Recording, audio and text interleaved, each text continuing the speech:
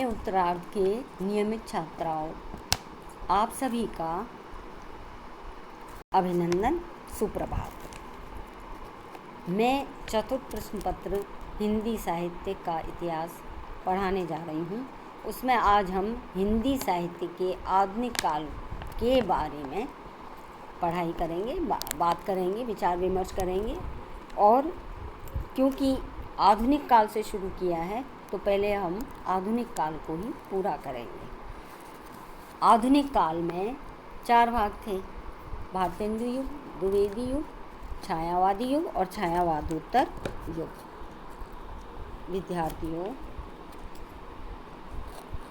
छायावादोत्तर युग। आज हम छायावाद की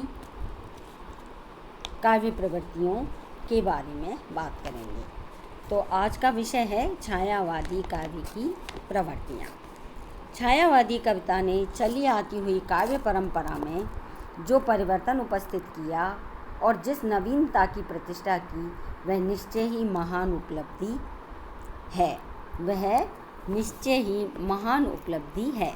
विषय वस्तु, भाव, सौंदर्य, भाषा, प्रभा, अभिव्यक्ति, सौष्ठव आदि सभी क्षेत्रों में इस काव्य का उत्कर्ष क्रांतिकारी और गौरवपूर्ण रहा है। रीतिकाल के नायिका भेद तथा नक्षिक वर्णन की जड़ता और पृष्ठ पेषण के विरुद्ध इस काव्य में नवीनता, स्फूर्ति और आवेग, सौंदर्य को प्राणवान बनाकर प्रस्तुत किया है। इस काव्य की इन प्रवृत्तियों का मूल्यांकन करने से यह स्पष्ट हो जाएगा कि छायावादी काव्य अपने पूर्व और बाद के काव्य में अपना विशिष्ट स्थान रखता है। छायावादी काव्य में आगे पढ़ते हैं हम कि इनकी प्रवृत्तियाँ क्या थी। उसमें प्रमुख थी सौंदर्य चेतना। सर्वप्रमुख हम सौंदर्य चेतना के बारे में बात करेंगे। छायावादी कविता की सबसे प्रमुख प्रवृत्ति सौंदर्य की आनंदपूर्ण अनुभूति है। छायावाद से पूर्व रीतिकाल तथा द्विवेदी युग में भी सौंदर्य के प्रति स्थूल दृष्टिकोण था। वह केवल बाह्य शरीरगत ही था। उन्मुक्त प्रेम के गायक कवियों द्वारा थोड़ा बहुत आंतरिक सौंदर्य का भी साक्षात्कार कराया गया था, किंतु प्रवृत्ति केवल नक्षिक और नायिका भेदों में ही उलझी रह गई। स्थूल तथा मांसल सौंदर्य का दिग्दर्शन कराने की ही प्रवृत्ति थी। द्विवेदी युग की नैतिकता ने उसमें अश्लीलता के दर्शन किए और उधर से आंखें मूंद लीं। वह सौंदर्य केवल वर्णन की वस्तु रह गया, उसकी अनुभूति से कोई संबंध नहीं था। साहित्य सौंदर्य की शाश्वत परंपरा को विकसित और नया करता रहा है। छायावादी काव्य में अमूर्त अशरीरी सौंदर्य प्रियता के दर्शन होते हैं। छायावादी काव्य में सौंदर्य का व्यापक तौर पर दोहन किया गया है।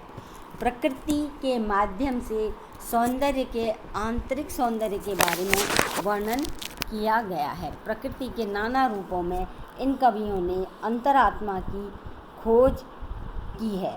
पंत जी कहते हैं कि मैंने प्रकृति को अपने अलग सजीव सत्ता रखने वाली नारी के रूप में देखा है।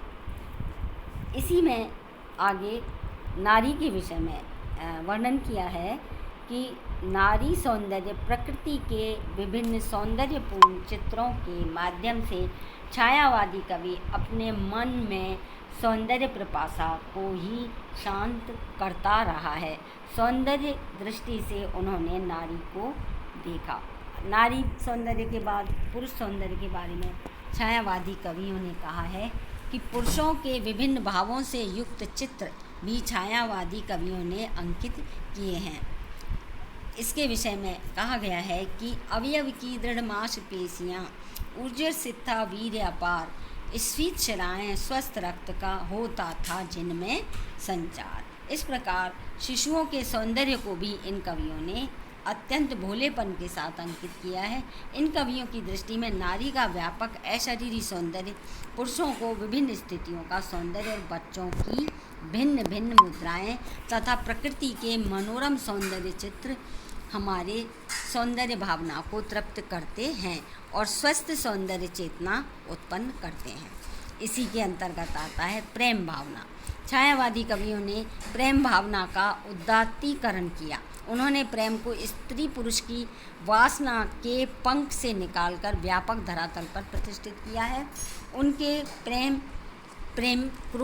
क्रोधी प्रकृति प्रेम नहीं उनके प्रेम को भी प्रकृति प्रेम, नारी प्रेम, मानव प्रेम, शिशु प्रेम और अज्ञात प्रिय के प्रति प्रेम आदि विभागों में बांधकर समझना आसान होगा। प्रेम भावना के अंतर्गत ही कवि कह रहे हैं कि प्रकृति प्रेम, छोड़ द्रुमों की मृद छाया, तोड़ प्रकृति से भी ना था, बोले तेरे बाल जाल में कैसे उलझा दूं लोचन। इससे आगे पढ़ते हैं बच्चों हम नारी प्रेम। नारी प्रेम की मूर्ति है, उसके हृदय में प्रेम की तरंगें उठा करती हैं।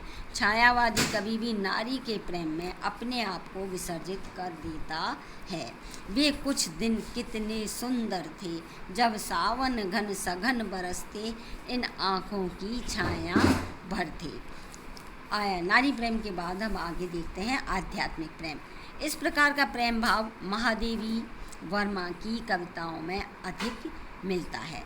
वे प्रेम की उच्च दशा में पहुंच जाती हैं जहां प्रेमी और प्रिय का अंतर मिट जाता है। कहती हैं, मैं कण कण में ढाल रही हूँ आंसू के मिस प्यार किसी का। आगे बच्चों इसी छायावादी प्रवृत्ति में आता है मानवतावादी विचारधारा। छायावादी कवि अपनी सूक्ष्म और तीव्र मानवीय संवेदना के लिए भी प्रसिद्ध हैं। इस काव्य में मनुष्य की संकुचित जाति, वर्ण, वर्ग भेद पर आधारित विचारधारा में व्यापक परिवर्तन आया और मनुष्य को केवल मनुष्य के रूप में देखने का नया अंदाज इन कवियों ने प्रदान किया। यहाँ तक कि ये कवि नारी को भी मनुष्य तत्व से निमज्जित मानकर ही उसके बंधनों को तोड़ने का आग्रह करती है। निराला ने भिक्षुक कविता में सहज मानवीय संवेदना की मंदाकिनी बहाई। सामान्य भिक्षुक बच्चों के दुख को अपने हृदय में खींचकर लेने की कामना निराला ने की है। बादल राग में किसानों के दुखों से पसीजकर कवि कहता है, ए विप्लव के वीर तुझे बुलाता कृषक अधीर, चूस लिया है उसका साथ, हाड़ मात्र ही है आधार। आगे बच्चों पंत को दुखी मानवता का उपचार किए बिना ताजमहल का सौंदर्य भी क्षुब्ध करता है। कैसे? हाय मृत्यु का ऐसा अमर अपार्थिव पूजन, जब